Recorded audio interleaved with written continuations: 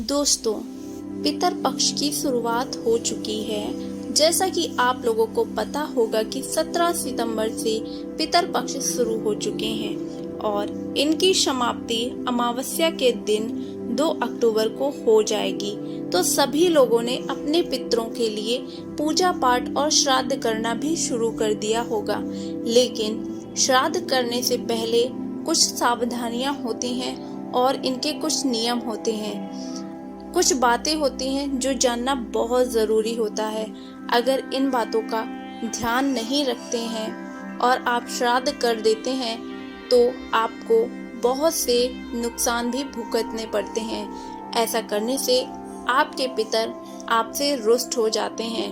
आप पूजा श्राद्ध करते हैं इस वजह से ताकि आपके पूर्वज आपसे प्रसन्न रहें, लेकिन कुछ गलतियों के कारण आपके पितर आपसे रुष्ट हो जाते हैं। तो आज इस वीडियो में मैं आपको यही बताने वाली हूँ कि श्राद्ध के दौरान किन गलतियों को नहीं करना चाहिए।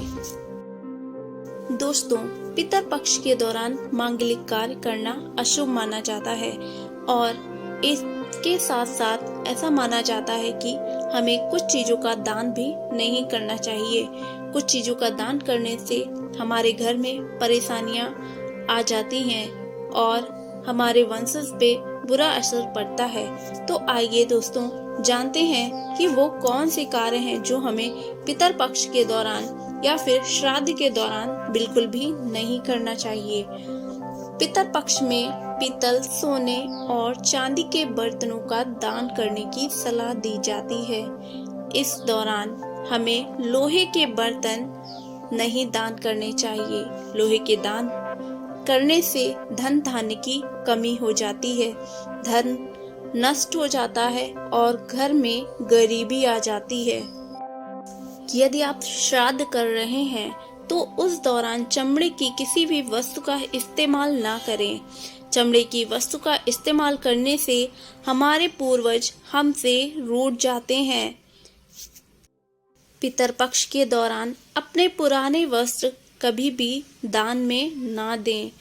ऐसा करने से आपके पूर्वज रूठ जाते हैं। पितर पक्ष में हमेशा नए कपड़ों का ही दान करना चाहिए। नए कपड़ों का दान करने से आपके धन धान में बरकत आती है और आपका व्यापार अच्छा चलने लगता है। पितर पक्ष के दौरान हमें किसी भी प्रकार का तेल किसी को भी दान में नहीं देना चाहिए।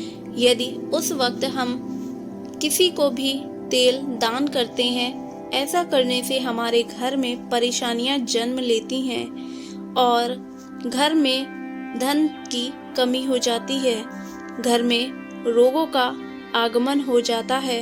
इसलिए भूल कर भी हमें किसी को भी किसी प्रकार का तेल नहीं दान करना चाहिए और खासकर सरसों का तेल तो हमें बिल्कुल भी नहीं देना चाहिए। इसके साथ साथ पितरों का भोजन यदि आप बना रहे हैं तो बहुत ही स्वच्छता के साथ बनाना चाहिए।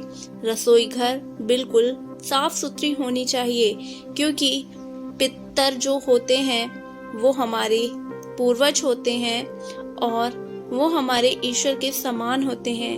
हमें उनका सम्मान करना चाहिए। जिस प्रकार आप अपने देवी देवताओं की पूजा करते हैं, उसी प्रकार ये पितर पक्ष भी हमारे लिए देवी देवताओं के समान है और उनका भोग हमें प्रसाद के समान ही बनाना चाहिए। ऐसा करने से हमारे पितर हमसे प्रसन्न होते हैं और हमें आशीर्वाद देते हैं।